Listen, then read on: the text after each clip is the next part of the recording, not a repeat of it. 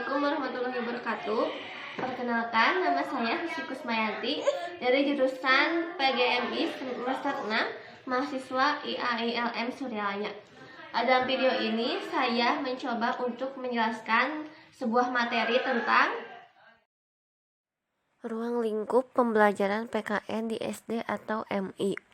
Nah, adapun pengertian pembelajaran pendidikan kewarganegaraan atau PKN adalah suatu program pendidikan yang ada di jenjang pendidikan formal berupa sosialisasi dan aktualisasi konsep, sistem, nilai, budaya, dan praktek demokrasi yang meliputi unsur-unsur hak dan kewajiban warga negara dalam negara Indonesia. Sedangkan pembelajaran PKN di SD atau MI dapat diartikan sebagai program pendidikan di SD untuk membuat peserta didik menjadi warga negara yang baik, cerdas, berpikir kritis, dan bertanggung jawab, sehingga dapat melaksanakan hak dan kewajiban sebagai warga negara Indonesia dengan baik. Dan diharapkan kelak dapat menjadi bangsa yang terampil dan bersikap baik, sehingga dapat mengikuti kemajuan teknologi modern. Selanjutnya ada ruang lingkup pembelajaran PKN di SD atau MI. Apa saja ruang lingkup pembelajaran PKN di SD atau MI itu? Ruang lingkup materi PKN di SD atau MI sebagaimana yang dinyatakan pada kurikulum nasional yang tercantum dalam Permendiknas nomor 22 tahun 2006 tentang standar isi adalah sebagai berikut. 1. Materi persatuan dan kesatuan. 2. Norma, hukum, dan peraturan. 3. Hak asasi manusia. 4. Kebutuhan warga negara. 5. Konstitusi negara. 6. Kekuasaan dan politik. 7. Kedudukan Pancasila. Dan materi yang terakhir adalah tentang globalisasi. Jadi ada 8 materi pokok yang akan dipelajari oleh peserta didik dalam pembelajaran PKN di SD atau MI. Materi yang pertama adalah persatuan dan kesatuan. Rasa persatuan dan kesatuan tentu harus dimiliki oleh setiap warga negara. Materi persatuan dan kesatuan dapat menumbuhkan rasa cinta tanah air dalam diri peserta didik, sehingga mereka akan merasa bangga menjadi warga negara Indonesia. Dengan menanamkan persatuan dan kesatuan, maka peserta didik akan mengedepankan rasa persatuan dan kesatuan itu dalam kehidupan sehari-hari demi menjaga keutuhan negara.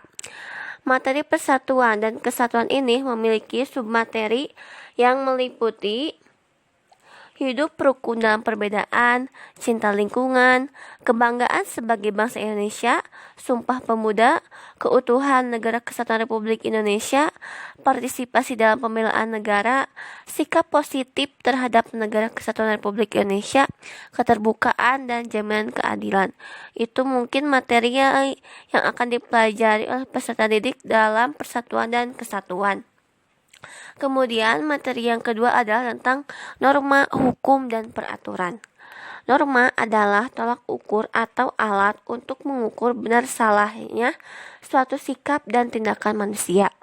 Norma dapat diartikan pula sebagai kaidah atau petunjuk yang digunakan untuk mengatur perilaku manusia dalam kehidupan bermasyarakat maupun bernegara. Ada 5 norma yang menjadi pedoman masyarakat untuk menentukan benar dan salahnya suatu perilaku, yaitu 1. Norma agama, 2. Norma hukum, 3. Norma moral atau kesusilaan, 4. Norma kebiasaan, dan norma yang kelima adalah norma kesopanan. Sedangkan hukum adalah peraturan yang secara resmi bersifat mengikat dan memaksa setiap orang untuk mentaatinya, dan hukum itu mempunyai sanksi yang sangat tegas. Jadi, dalam materi ini, peserta didik akan belajar bagaimana menjadi warga yang baik dengan mematuhi atau mentaati peraturan.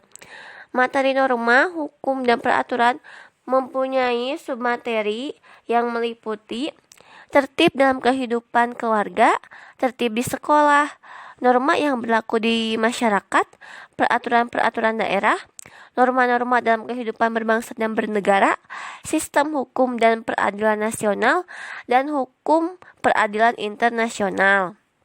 Nah, materi yang ketiga adalah materi hak asasi manusia.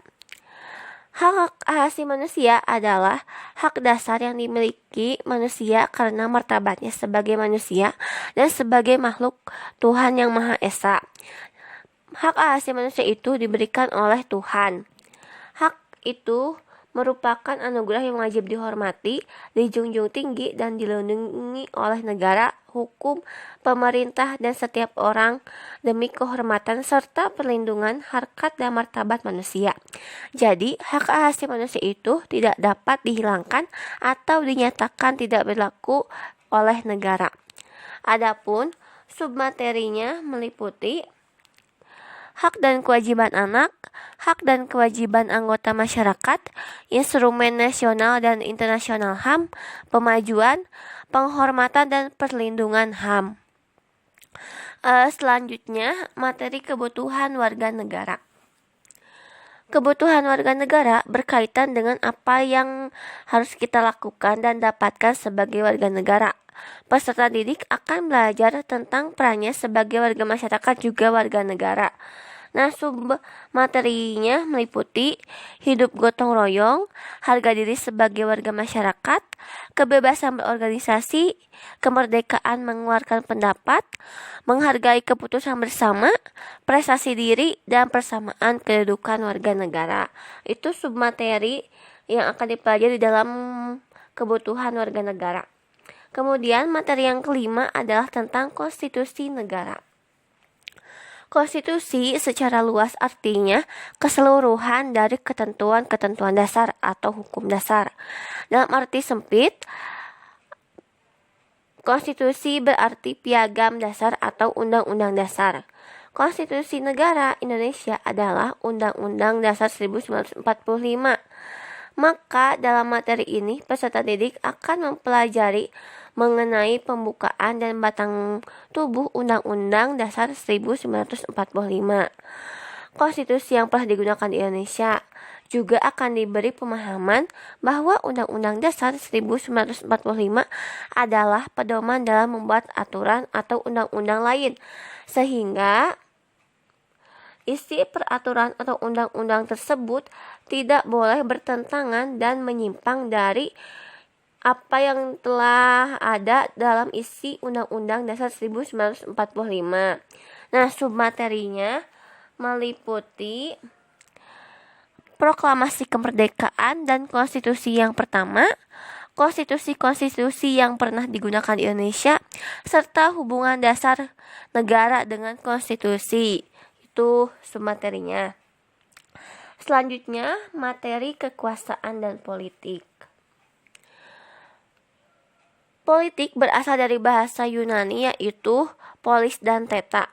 Polis artinya kota atau negara, sedangkan theta artinya urusan. Politik berarti urusan negara atau pemerintahan. Peserta didik akan mempelajari tentang pemerintah daerah, pemerintah pusat, sistem politik, dan yang lainnya. Kemudian juga akan mempelajari tentang pemerintahan demokrasi yang dilaksanakan di negara kita. Demokrasi berarti pemerintahan rakyat atau lebih dikenal dengan pemerintahan dari rakyat, oleh rakyat, dan untuk rakyat. Nah, submateri dari kekuasaan dan politik ini meliputi pemerintahan desa dan kecamatan, pemerintahan daerah dan otonomi, pemerintahan pusat, demokrasi dan sistem politik, budaya politik, budaya demokrasi menuju masyarakat madani, sistem pemerintahan, dan pers dalam masyarakat demokrasi. Selanjutnya, materi yang ketujuh ada kedudukan Pancasila. Dalam materi ini, peserta didik akan mempelajari mengenai Pancasila, bagaimana mengamalkan sila-sila dalam Pancasila tersebut dalam kehidupan sehari-hari. Nah, adapun submateri dari kedudukan Pancasila meliputi kedudukan Pancasila sebagai dasar negara, pengamalan nilai-nilai Pancasila dalam kehidupan sehari-hari, dan Pancasila sebagai ideologi terbuka. Kemudian, lanjut ke materi yang terakhir, yaitu materi yang ke-8 tentang globalisasi. Globalisasi adalah tersebar luasnya ilmu pengetahuan dan kebudayaan yang ada di setiap penjuru dunia ke penjuru dunia lain, sehingga tidak jelas lagi batas-batas dari suatu negara. Globalisasi adalah proses integrasi internasional yang terjadi karena adanya pertukaran pandangan dunia, produk, pemikiran, dan aspek-aspek kebudayaan lainnya. Berkembangnya ilmu pengetahuan menyebabkan perubahan yang besar untuk dunia. Adanya kemajuan teknologi yang membuat dunia semakin mudah, cepat, dan serba digital. Adanya kemajuan infrastruktur transportasi dan telekomunikasi, khususnya kemunculan internet, merupakan faktor utama dalam globalisasi yang semakin mendorong saling ketergantungan aktivitas ekonomi dan budaya. Nah, sekarang kita dapat mengetahui berita luar negeri hanya melalui smartphone, tidak perlu keluar negeri. Segala informasi, kejadian, atau hal-hal baik itu hal buruk maupun baik itu tidak dipedulikan lagi, semuanya akan tersebar dengan mudah dan cepat ke penjuru dunia. Informasi dan kejadian apapun saling disebar secara bebas. Nah, sekarang ini sedang trennya budaya Korea atau K-pop. Kita tahu EXO, Blackpink, GOT7, Super Junior, dan BTS yang sedang mendunia itu akibat adanya dampak globalisasi. Kita bisa menonton musik video mereka kapanpun akibat adanya internet ya. Nah, kemudian belanja online pun merupakan dampak globalisasi yang menimbulkan budaya konsumtif. Nah, adapun materi dari submaterinya dari globalisasi ini meliputi globalisasi di lingkungannya, politik luar negeri Indonesia di era globalisasi, dampak globalisasi. Nah, tentu saja ya tadi sudah disebutkan bahwa globalisasi itu mempunyai dampak baik positif maupun negatif. Salah satu positifnya, transportasi dan komunikasi menjadi lebih mudah mendapatkan barang impor dengan harga terjangkau tadi melalui belanja online. Kemudian peluang mengekspor dan menjual barang ke luar negeri lebih mudah, memudahkan terjalinnya investasi antar negara, mempercepat terjadinya modernisasi. Itu mungkin dampak positifnya ya. Sedangkan dampak negatifnya itu bisnis lokal harus bersaing dengan bisnis luar yang masuk ke Indonesia.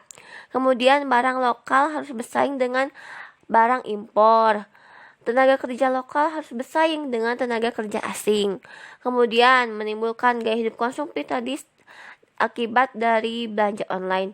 Kemudian terjadi westernisasi yang menyebabkan dampak negatif dan perilaku menyimpang. Kemudian munculnya pengaruh kuat dari budaya barat yang dapat menghilangkan budaya lokal. Nah, sekarang ini budaya lokal atau budaya asal Indonesia, budaya tradisional itu sudah mulai hilang dan lebih banyak dengan budaya modern.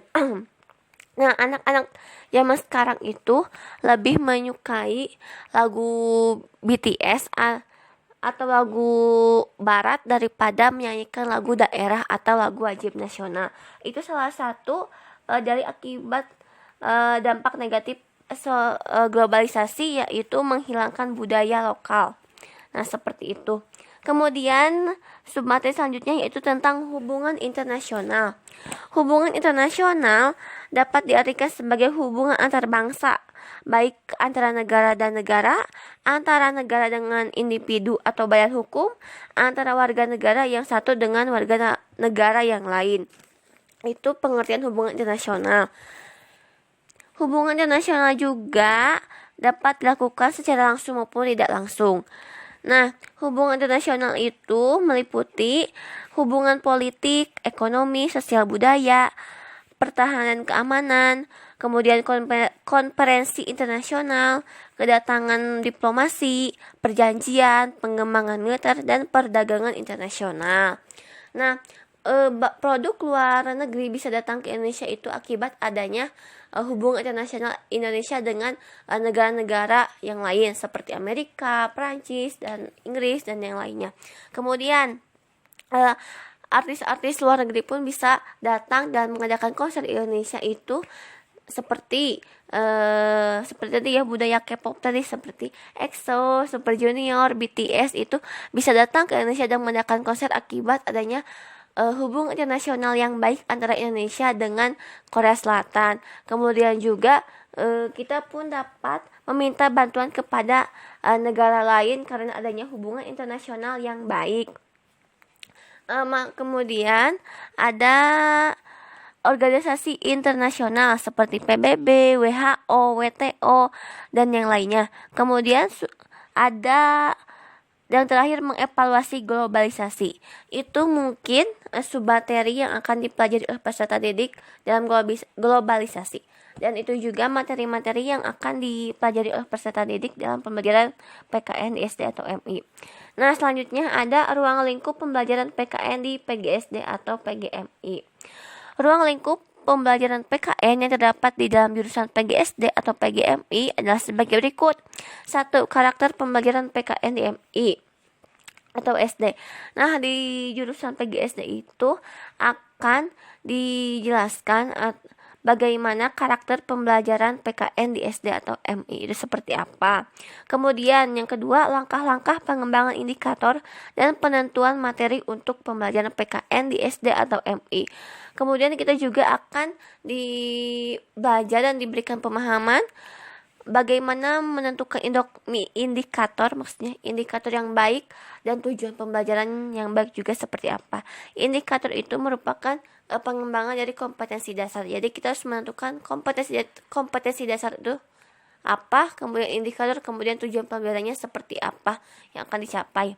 Kemudian ketiga ada strategi, metode, media atau alat dan sumber pembelajaran PKN SD atau MI. Kemudian kita juga akan diberitahu apa saja strategi, metode, media atau alat dan sumber pembelajaran PKN untuk digunakan di SD atau MI agar pembelajaran PKN yang kita sampaikan kepada peserta didik itu dapat menarik dengan penggunaan strategi yang tepat, maksudnya metode, kemudian media juga seperti strategi jigsaw, strategi diskusi, kemudian bermain peran, kemudian ada